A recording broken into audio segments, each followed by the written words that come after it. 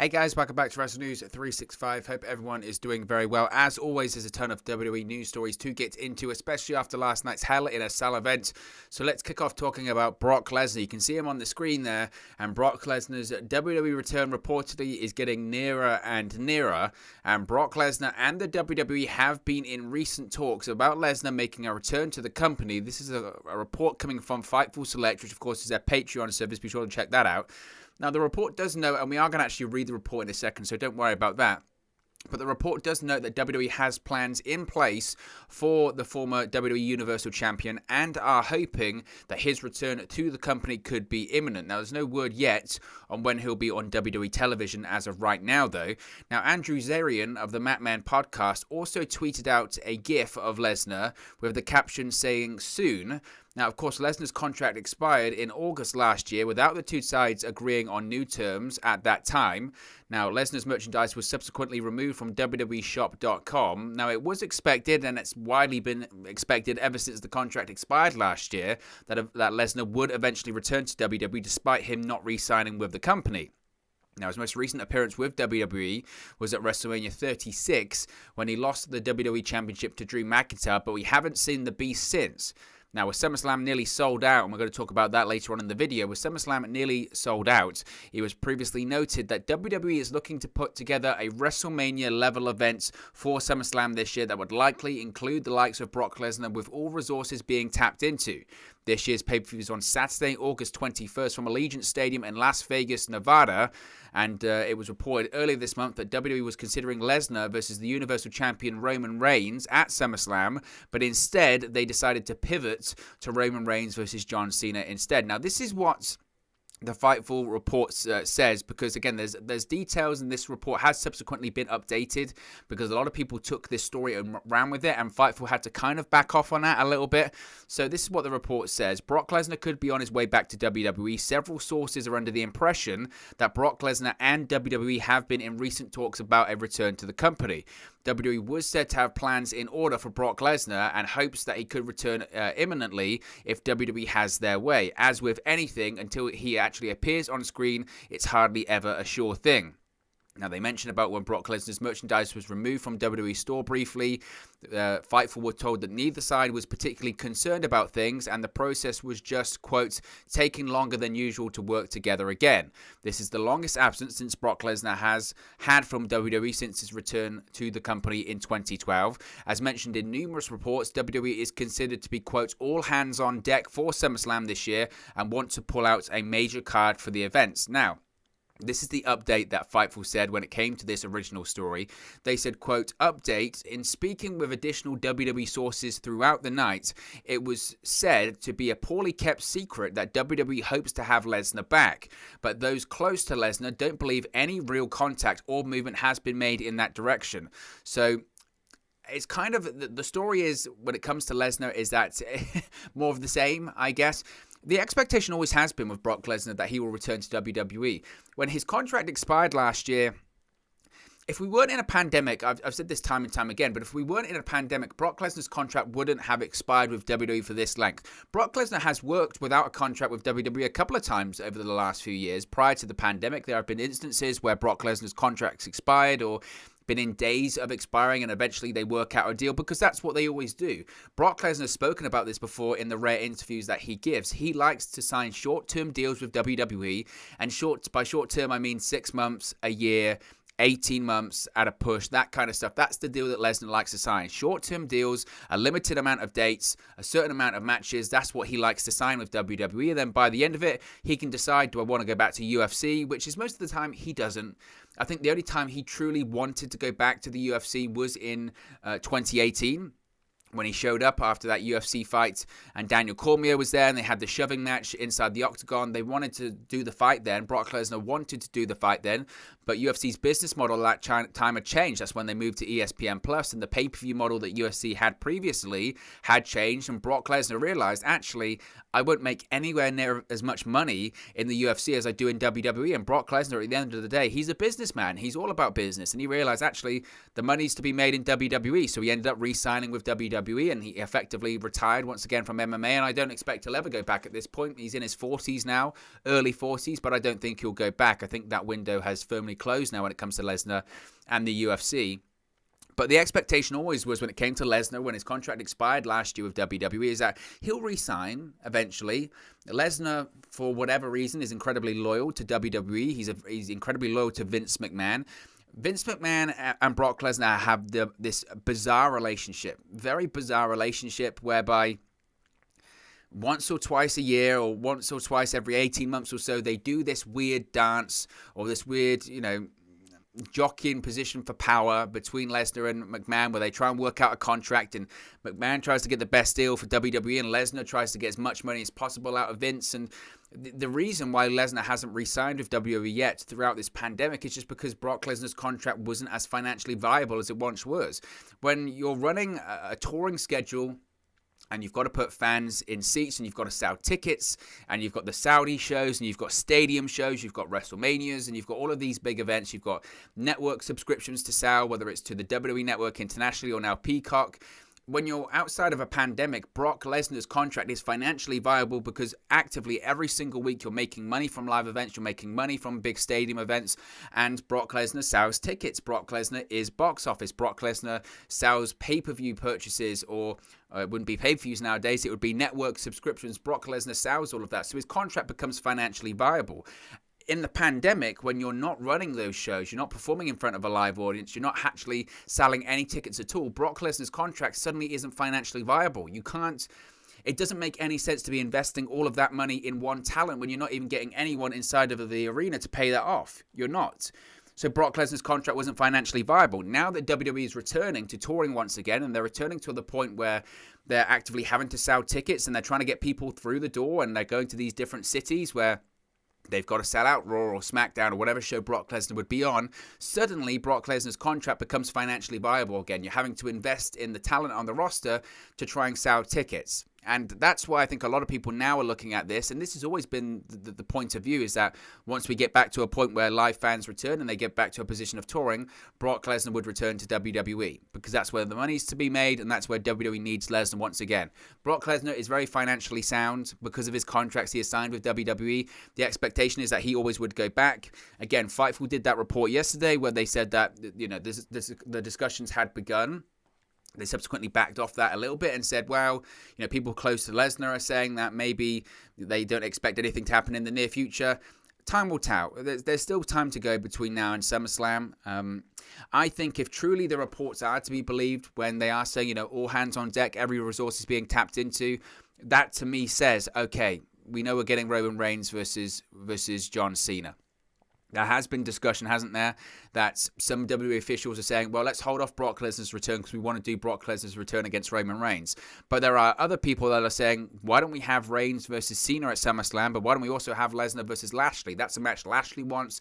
That's a match the fans want. Lashley won last night at Hell in a Cell. Certainly that's an indication that they could be headed in that direction, because otherwise I think they would have probably put the title back on McIntyre, unless they did have plans to say, look, we want to do the Lesnar-Lashley match, which I think a lot of people want to see. So time will only tell. I put it this way: whenever Brock Lesnar's does return to WWE, it won't be a surprise in the sense of, they might not advertise it and it might be a surprise return, but it won't be a surprise in the sense of, I can't believe Lesnar's back with WWE. Everyone expects that to happen. It's just a matter of time before it does.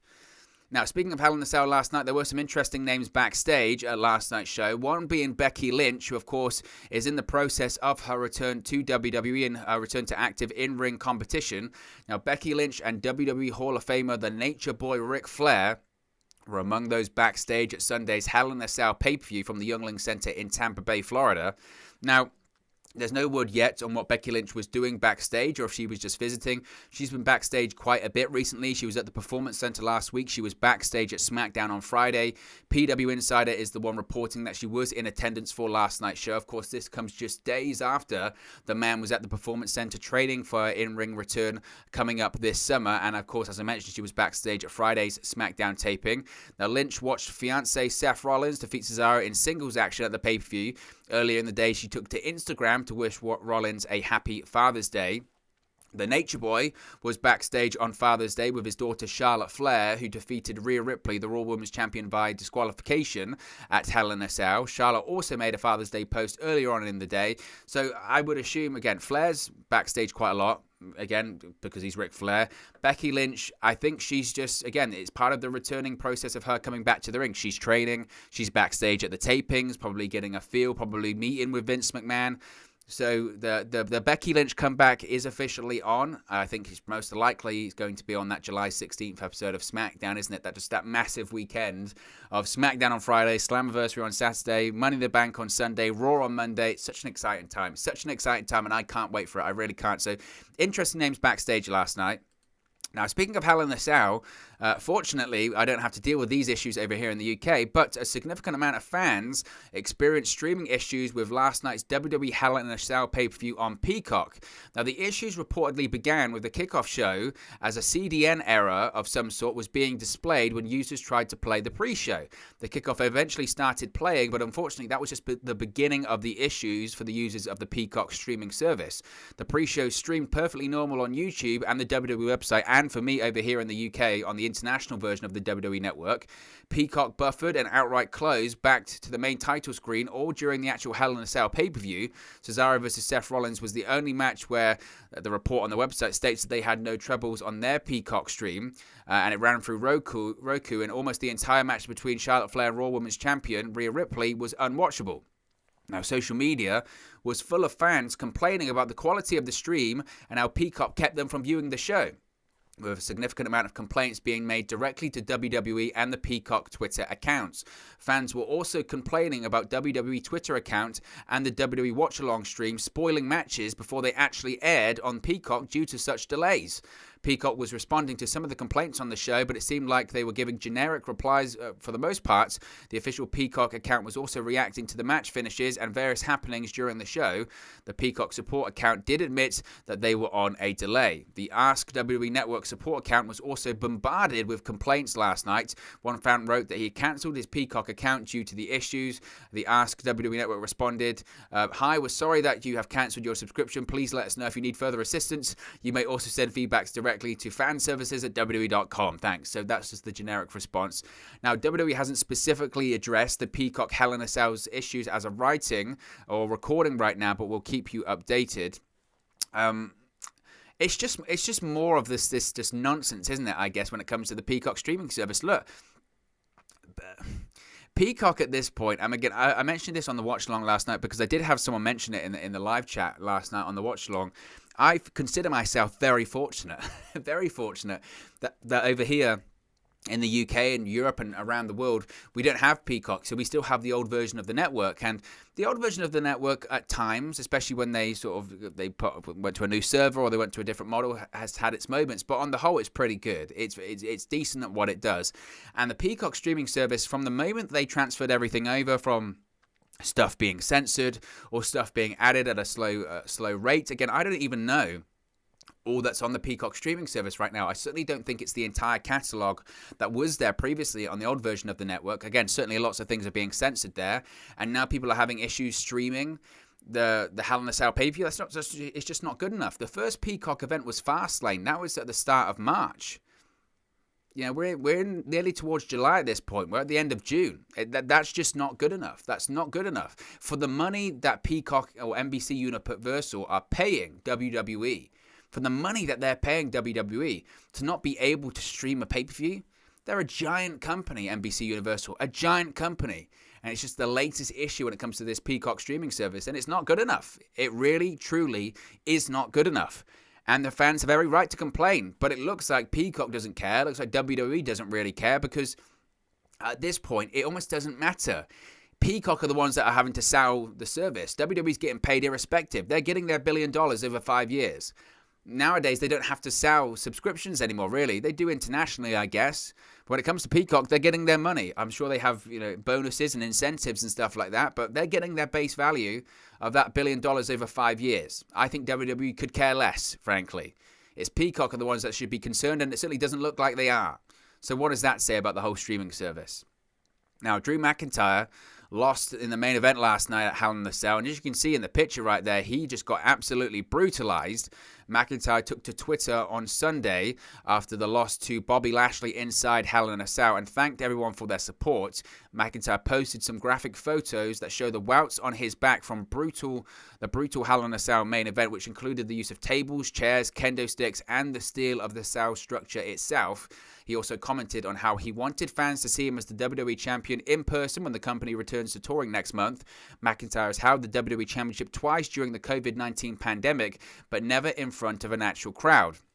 This is what McIntyre tweeted, quote, "It's been a wild ride. I've always wanted to make you, all of you, proud, and I hope that you would get the chance to see me live and in person as the WWE Champion. Looks like that dream is on hold for a while. Thank you for your support." Now, as per the stipulation of the match, McIntyre can no longer challenge for the WWE Championship as long as Lashley is champion. Now, of course, there's no word yet on what is planned from WWE for McIntyre and Lashley as we head into the SummerSlam months. We'll have to wait and see what happens on Raw tonight. But I enjoyed the main event. I thought it was the best match on the show. I thought it was an excellent match between Lashley and McIntyre. But as I mentioned going into it, I'm just done with it. I think McIntyre getting away from the WWE Championship picture is the best thing for him. He will get the championship again eventually. He will get it in front of live fans. I wouldn't even be surprised if McIntyre by the end of the year is the WWE Champion once again. I can see him being moved to SmackDown and possibly feuding with Roman Reigns. Again, depending on if they can get The Rock and all this kind of stuff for WrestleMania next year. But I could see a McIntyre versus Reigns feud on SmackDown later this year, certainly with the draft and the shake-up of things there. I can see McIntyre winning Money in the Bank as well. What better way to overcome the narrative of you can't get another opportunity as long as Lashley is the champion? Well, I've got a contract here for the WWE Championship opportunity whenever I want it. So they certainly could do that as well. I don't know how I would feel about that. I think McIntyre, like I said, he just needs time away. He has been involved in that WWE Championship picture since WrestleMania in 2020. So like 18 months at this point. He just needs some time away for it. When he had the great feud of Sheamus earlier on this year and they had their match at Fastlane and they had that period of time where it wasn't focused on the WWE Championship because Bobby Lashley was involved in The Miz and all that kind of stuff, that was what was needed. That was exactly what was needed for McIntyre. The only issue there is that they didn't do it. They didn't take their time enough of it. They could have stretched it out a little bit further and they didn't. So McIntyre being away from that WWE Championship picture isn't a bad thing at all. It really isn't a bad thing at all. And I think it will be the best thing for him. Certainly will help get the fans back on his side because I think the fans have started to sour on him slightly. Again, that's not his fault. That's the fault of bad creative, bad booking, and just an overexposure in that WWE Championship position for him. So I think him being away from the championship picture is the best thing that can happen to him right now. Now, we saw another Hell in a Cell match, of course, Friday night on SmackDown, and a lot of people, rightfully so, said this felt like a big ratings grab by WWE, but it didn't really turn out that way in the end for SmackDown on Fox, because Friday SmackDown drew an average of 1.928 million viewers in the overnight ratings, according to Spoiler TV. Now, Hour 1 drew 1.926 million viewers, and Hour 2 went up to 1.930 million viewers. The show, of course, featured WWE Universal Champion Roman Reigns defeating Rey Mysterio inside Hell in a Cell in the main event. Now, SmackDown also drew an average of a 0.5 rating in the key 18 to 49 demographic, which was number one for the night. So Fox and WWE will be happy with that one. Now, this is up 4.1% from last week's SmackDown overnight ratings, which drew an average of 1.853 million viewers with a 0.40 rating in the 18 to 49 demo. Now, I think WWE will be disappointed with this, to be honest. I think they probably thought Hell in a Cell main event, first ever Hell in a Cell match in SmackDown history, first ever Hell in a Cell match in network television history. Michael Cole made sure to mention that about a million times during that show. So you would have thought, and I think WWE and Fox would have thought, we'll get above 2 million. We'll get above 2 million. Every time that Reigns has done a Universal Championship match or main event on SmackDown, it's done above 2 million. Whether it's against Strowman, whether it was against Kevin Owens, whether it was against Daniel Bryan, it's always done a good number.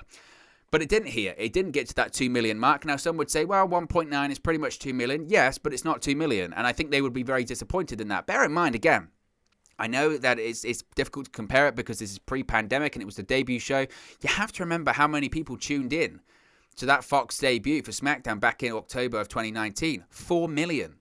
4 million viewers. They're now under 2.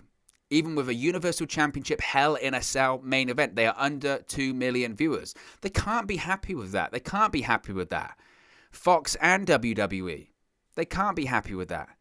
And I know, again, the discussion will be, we'll wait till we go back on the road and wait until SummerSlam. But What happens later on this year when, once again, it's below 2 million? Because it will be. Because you know it will be. And I think WWE, to be honest, I think the biggest thing they got wrong here when it comes to this main event and this number for SmackDown on Fox, they didn't give themselves enough time.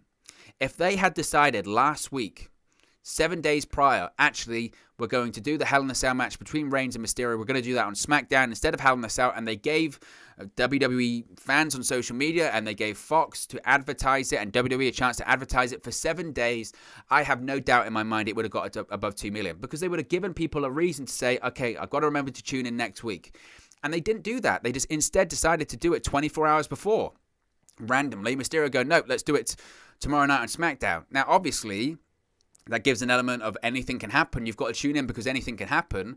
But certainly with a Universal Championship main event, a Hell in a Cell main event, the first ever Hell in a Cell match in network television history, the first ever Hell in a Cell match in SmackDown history, if you'd given yourself at least 7 days to advertise it, promote it, mention it on social media, mention it on various advertisements, mention it on whatever coverage you have on Fox, then I have no doubt they would have done over 2 million viewers. They didn't give themselves enough time, and it felt like a waste. The match itself was fine. I don't know if it really, it was what it was. I think it's been proven now that the Hell in a Cell match on television is difficult because of the commercials and all that kind of stuff. But I think WWE will be disappointed, and I think Fox will be disappointed. Yes, they can say, well, how can we be disappointed? Because we were ranked number 1 in the night in the key 18 to 49 demographics. It's not all about viewership. Yeah, well, yes, that's a valid point. But still, you would be saying if you'd given yourself 7 days, you probably would have got over that 2 million mark, which is what you were aiming for, because it was a ratings grab. That's what it was. Now, speaking of waiting for SummerSlam, of course, SummerSlam is in August, and reportedly SummerSlam is nearly sold out. Earlier last week, pre-sale tickets went on sale for SummerSlam. At least several thousand tickets were sold, and at one point, there were more than 2,000 people waiting in the Ticketmaster queue. Now, on the latest edition of the Wrestling Observer radio show, Dave Meltzer noted that around 36,000 to 37,000 tickets were sold. Ticketmaster has listed the, quote, current capacity for SummerSlam at 41,661. Now, it was recently reported that WWE Hall of Famer Edge is scheduled to wrestle at the event. John Cena versus Roman Reigns is a big match that's been rumored for the main event. Of course, SummerSlam is scheduled to take place on Saturday, August 21 from Allegiant Stadium in Las Vegas, Nevada. The stadium can hold up to 65,000 fans for football games. That can be expanded for 72,000 fans. The capacity for soccer games is 61,000. I would be really surprised if the current capacity legitimately was 41,000. I think they'll probably go higher. I think they're probably just staggering the tickets. I think more will be released later on as they figure out staging and the such. They've still got time.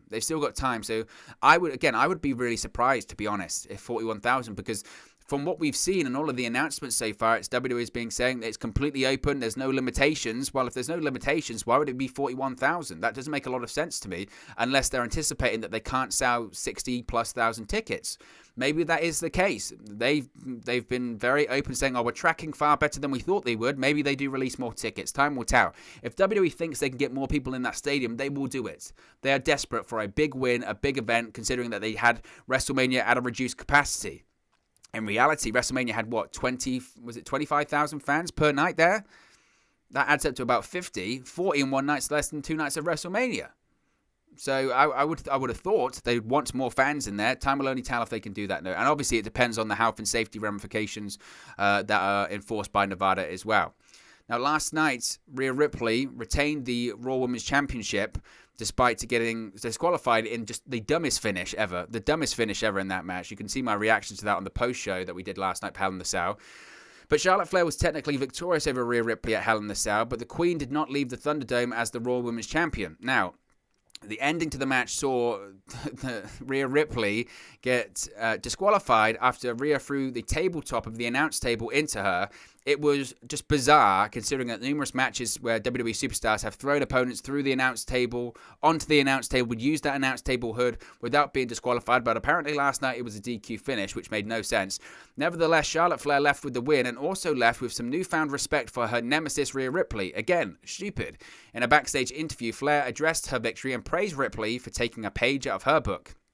She said, quote, "The only win tonight is knowing that Rhea is listening and learning and growing and taking a page out of my book. That is the only win. Bravo to her, but I'm coming. I never stop, so the nightmare better be ready."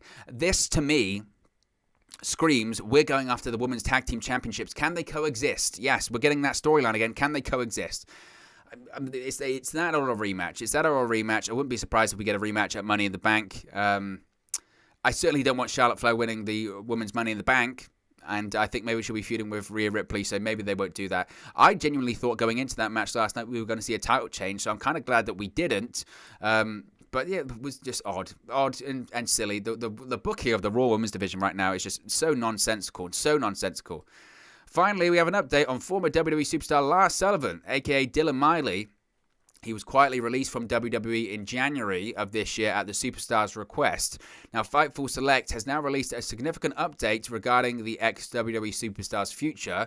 Fightful has confirmed that Lars Sullivan is presently in the early stages of boxing training. Sullivan has also considered taking up a fight somewhere down the line. Now, the report noted that Lars Sullivan is, quote, open to capitalizing on his past as a WWE superstar. However, it should be noted that Sullivan has not entirely committed his future to the sport of boxing. The former NXT star told Fightful that he's, quote, jumping in and will keep track of his progress before doing serious business in the world of boxing. Now, Dave Meltzer was the first to report on Sullivan's new career direction a few months ago back in the Wrestling Observer newsletter.